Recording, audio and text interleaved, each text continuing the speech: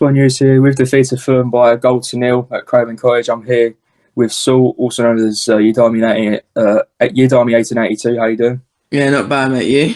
Yeah, I'm pretty good. I mean, for me, it wasn't a convincing win by any means at all, but we got the job done. So, what are Yeah, your thoughts on the game? yeah. 3 wins in a week.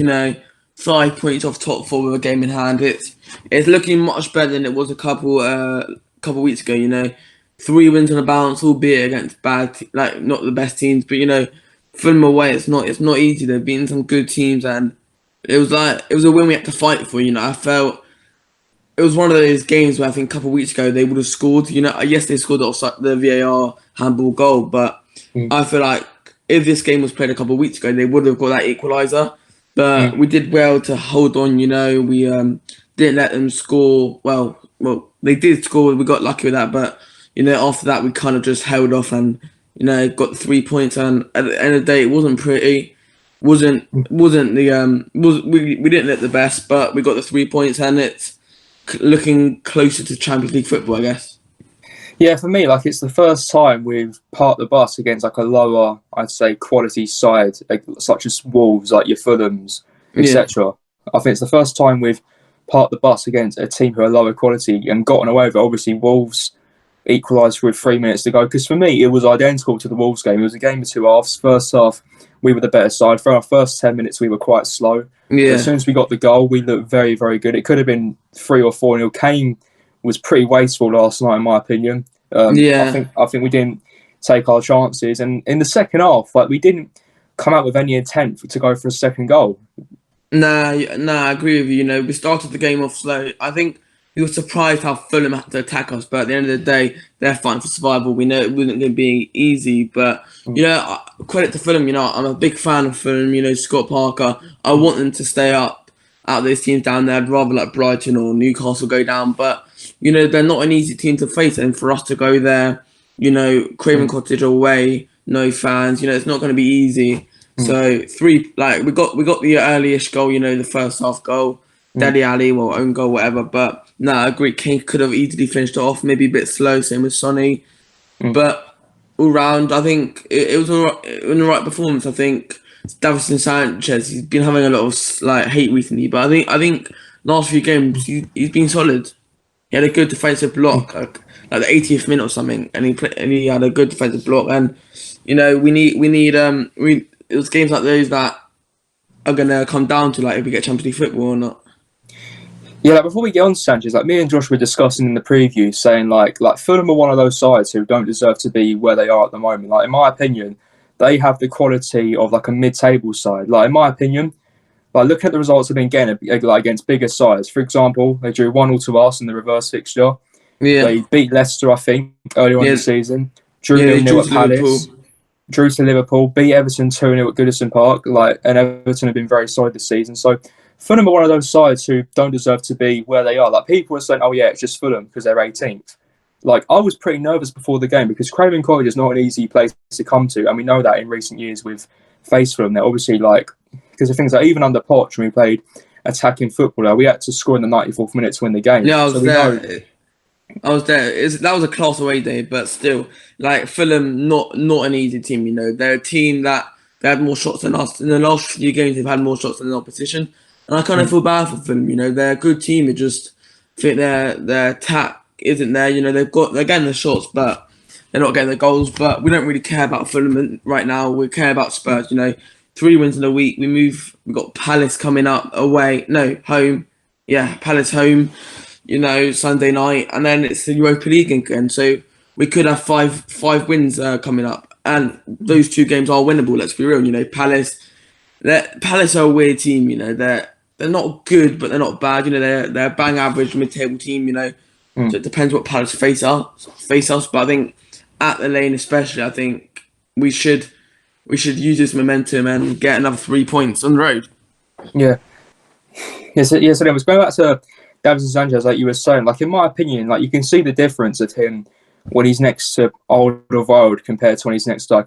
Because the thing is, we've seen many times that Sanchez and Dyer as a centre back pairing doesn't work. We know that compared Yeah, to Sanchez when he plays with Toby, who's an experienced centre back, it works so much better. I mean, 3 clean sheets now. Okay, Sanchez only played in 2 of them, and I know the quality of the opposition like isn't top level, but at the same time, like if we played Dyer against Burnley and Fulham, like you never know, like because the thing is, like you never know, like we could have conceived like things like even Dyer and Toby works well, and we've seen that recently. Like because the thing is, like Dyer and Toby was our centre back pairing during the period when we got the clean sheet against Chelsea, beat City 2-0, beat Arsenal 2-0.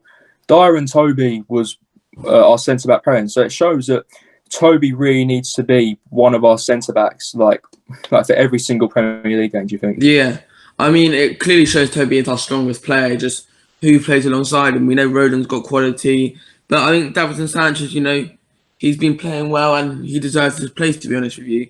So I think we got Palace away, but maybe Mourinho will change it up. Not sure. We've got a lot of games in small period, and it's a lot of important games. We've got Palace, then we got the Dynamo Zagreb, whatever they're called, and then Arsenal and Zagreb again. So that's 4 massive games in a week and a bit, and they're all games we need to win. Europa League game, no question about it. We want to get to the quarters, and then we got Arsenal, which we have to win. So yeah, Sanchez is doing well, but I do see Mourinho changing up potentially next week because he has to bear in mind the games we've got coming up. It's similar to the start of the season we had with the Carabao Cup in Europa League. It's kind of like that again. And I know, it's just, I don't want to get too confident, it's been Burnley, Wolfsburg and Fulham, but it's a start, Yeah, a position that hasn't been discussed much across other channels, in my opinion, is the central attacking midfield position. Obviously, Mourinho has changed that position up a lot in terms of who's playing it. Obviously, Dele Alli played there last night. Lucas played there against Burnley. Lamela came on against Fulham last night. Because the difference between Lucas and Dele, fair enough, Dele got the goal last night. He played well.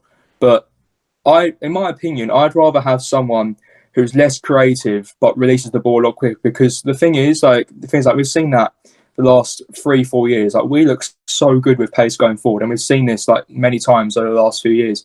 So would you put Lucas or Dele Alli as your preferred player in that position whilst Celso is still coming back to fitness?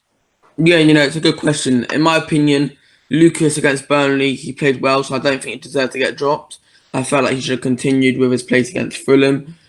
But Mourinho wanted to play Dele. He wanted to play him, and I think apart from his goal, he didn't do much, And I feel bad for Moura because he played the other week. He looks good attackably. He's got that drive and he got a goal, so I didn't think he deserved to be dropped. But, as long as we keep winning, whoever plays there, I'm all right with, Dele, Moura, Lamela. I think they're 3 quality players that can all put a shift in, Ali played, got a goal, Moura played, got a goal, and Lamela, when he came on, he looked lively as well.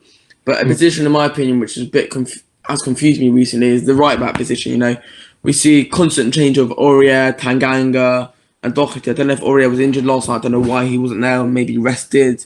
I don't know. Yeah, I think Aurier was rested because otherwise Doherty would have played against what are they called again? Dynamo Zagreb on Thursday, which I would do. Like I would play Doherty on Thursday against Zagreb whilst Aurier is still coming back to fitness. Like thing is, I would play Aurier as our Premier League right back and Doherty as our Europa League right back. Same with the left hand side. Reguilon as our Premier League left back. Davis is our Europa League left back. So, because the thing is with Mourinho, like what I don't like about it is that he doesn't know his strongest. Yeah, because the thing is that he needs to stick with one back 4 that he's going to stick with throughout the whole Premier League season, unless there's injuries, of course. But at the same time, like, you've got to stop switching up. Like you've got to have like a back 4 who you trust by now. Do you think? Yeah, it's kind of scary. It's been over a year, and we've had a few transfers and a few big injuries, but I don't think we've had like the same team playing in consecutive weeks. So I think that's a scary thought. That Mourinho still doesn't know his best starting 11 because we see it's constant changing. But maybe that's a good thing. Maybe the opponent won't know what team we're playing, so maybe that's why he's doing it because we know Mourinho is very tactical. So potentially that's why he keeps changing it up. But I think as Spurs fans, we all know our strongest 11, and that's a back 4 of Aurier, Reguilon, Toby, and then another central defender. But Mourinho. Do you know what? Like, I don't really care what team plays as long as we keep winning. Then that's all that matters. I know Mourinho is very tactical, and he's going to be bearing in mind of the games we've got coming up. I mean, like you said, Doherty will probably be playing against Wolfsberger, but potentially Yafet Tanganga might be. I'm not Wolfsberger, Zagreb. I'm not sure, but for me, as long as we keep getting the points, we keep fighting for Europa League, for Champions League, and I'll take it.